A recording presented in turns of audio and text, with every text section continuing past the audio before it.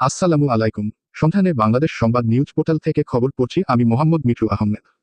Light হাউজের উদ্যোগে চাঁপাইনবাবগঞ্জ আদালতে প্রকল্প পরিচিতি সভা অনুষ্ঠিত। মাহিদুল ইসলাম ফরহাদ, চাঁপাইনবাবগঞ্জ জেলা প্রতিনিধি। আইনগত সহায়তা কার্যক্রমকে গতিশীল এবং অসহায় মানুষের আইনগত সেবা নিশ্চিত করার লক্ষ্যে লাইট হাউজের উদ্যোগে চাঁপাইনবাবগঞ্জ প্রকল্প পরিচিতি সভা অনুষ্ঠিত হয়েছে।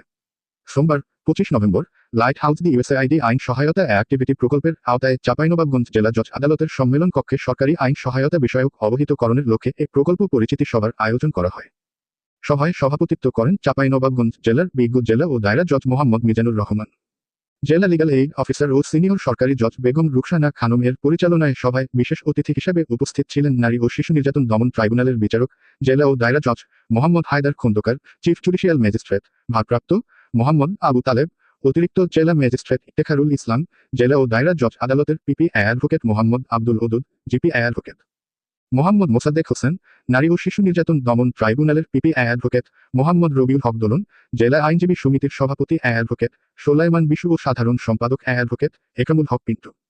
সভায় আরও উপস্থিত ছিলেন লাইট হাউজের উপপরিচালক সাদিক আল হায়াত, আইন সহায়তা অ্যাক্টিভিটি প্রকল্পের প্রকল্প সমন্বয়কারী মোহাম্মদ সিদ্দিকুল আলম মামুন, প্রকল্প কর্মকর্তা মোহাম্মদ সালাহ উদ্দিন।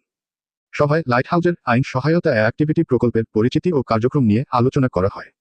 সভায় জানানো হয় লাইট হাউস চাঁপাইনবাবগঞ্জ সহ রাজশাহী বিভাগের 4টি জেলায় এই কার্যক্রম বাস্তবায়ন করছে এবং অসহায় দরিদ্র বিচার প্রার্থীদের বিশেষ করে নারী, শিশু, আদিবাসী, চরাঞ্চল ও দুর্গম এলাকায় বসবাসকারী জনগণের বিচারক সেবা প্রাপ্তি নিশ্চিতকরণের জন্য কাজ করছে। এছাড়াও লাইট হাউস জনগণের মাঝে সরকারি খরচে লিগ্যাল এইড এর বিভিন্ন সেবা সম্পর্কে সচেতনতা বৃদ্ধিতে ভূমিকা রাখছে।